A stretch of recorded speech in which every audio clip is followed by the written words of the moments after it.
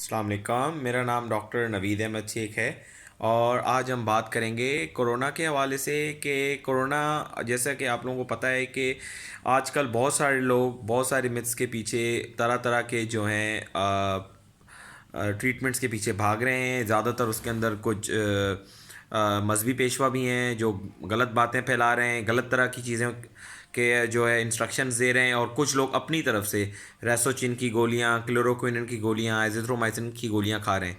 तो सबसे पहले तो मैं बात करूंगा, अभी रिसेंटली पता लगा है कि कीनिया के अंदर एक मजहबी पेशवा ने कहा है कि आप डेटोल पी लें और डेटोल पीने से आप ठीक हो जाएंगे। तकरीबन कमोबेश 80 लोगों की उसमें जान चली गई है। तो और दूसरा, मेरे अभी कुछ रिसेंटली बहुत सारे लोगों ने मुझे मैसेजेस किए हैं कि गार्डन के अंदर और इधर उधर बहुत सारे लोग जो हैं वो अपनी तरफ से रेसोचिन और एजिथ्रोमाइसिन की गोलियां खा रहे हैं, और वो कह रहे हैं कि ये ना कोरोना से बचने का इलाज है। तो प्लीज़ सबसे पहले मैं आप लोगों से ये बात करना चाहूँगा कि किसी भी तरह की मिथ्स या किसी भी तरह को फॉलो करने से पहले अपने डॉक्टर से रिव्यू ज़रूर करें, पहली चीज़। या कोई भी दवाई अगर आप खा रहे हैं तो वो आप ऐसे नहीं खा सकते जब तक आप अपने डॉक्टर से रिव्यू नहीं कर लेते। आप लोगों को नहीं पता कि रेसोचिन और एजिथ्रोमाइसिन के बहुत ज़्यादा साइड इफ़ेक्ट हैं। ये दोनों वो गोलियां हैं जो आपकी दिल की धड़कन को स्लो इस हद तक कर देते हैं कि आपकी दिल की जो धड़कन है वो बेरब्त हो जाती है, और इंसान की फिलफौरी वक्त जो है मौत वाक़या हो सकती है। और इस तरह के केसेस 100 में से 7 या 8% के अंदर कॉमनली होते हैं। तो और जो वो लोग जिनके खुदा न ख्वास्ता दिल की धड़कन का पुराना मसला है, और अगर वो ये गोलियां खाएंगे तो उनको इससे ज़्यादा मसला हो सकता है।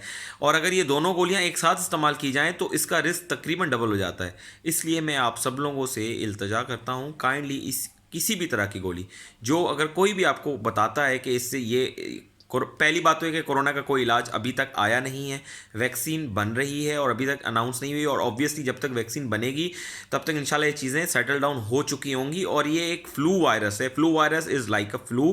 तो ऑब्वियसली इस आप लोगों को सब बात हम पहले ही इसके बारे में हम लोग जो है ना एक तवील डिस्कशन कर चुके हैं कि क्या क्या चीज़ें हो सकती हैं। तो इसलिए मैं अब उसके ऊपर बार बार उसको डिस्कशन को दोहराना नहीं चाहूँगा, लेकिन मैं आप लोगों को इतना ज़रूर कहना चाहूँगा कि जो मिथ्स हैं प्लीज़ इसको फॉलो करने से पहले आप किसी अथेंटिक या साइंटिफिक बंदे से ज़रूर बात कर लें। और अब हम दूसरी बात करेंगे, वो लोग जो क्वारंटाइन में हैं या 14 या जो लॉकडाउन हुआ है, तो वो कह रहे हैं यार हम घरों में बैठ के क्या करें, हम उसको किस तरीके से जो है ना, हम तो नहीं बैठ सकते घरों के अंदर। तो प्लीज़ को प्रोडक्टिव बनाएं, इसको कंस्ट्रक्टिव बनाएं। आप अपने आप को टाइम दें, अपनी ग्रूमिंग करें, अच्छी अच्छी बुक्स पढ़ें, अच्छे शोज़ अगर देख सकते हैं तो अच्छे से शोज़ देखें। वो शोज़ देखें जिससे ज़्यादातर आपकी पर्सनैलिटी जो है वो ग्रूम्ड हो, पर्सनैलिटी को आप अपने आप ग्रूम कर सकें।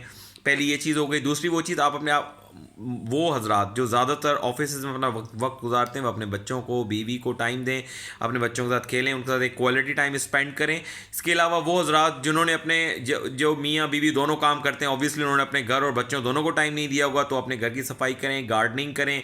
इस तरह के कामों में अपने आप को बिज़ी रखें कि आपका दिमाग भी फिजूल चीज़ों में ना जाए, और आप अपने आप को एक अच्छे तरीके से 14 या 15 दिनों का ये अल्लाह ताला ने आपको एक टाइम दिया है कि आप उसको जो है अच्छे तरीके से अपनी ज़िंदगी के लिए, अपने बच्चों के लिए और अपनी फैमिली के लिए उसको वक्फ करें, लेकिन घर में रहें।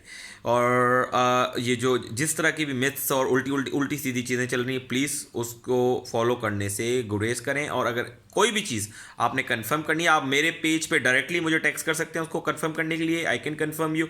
या आप किसी अथेंटिक बंदे से कंफर्म कर लें कि वो सही है या नहीं है।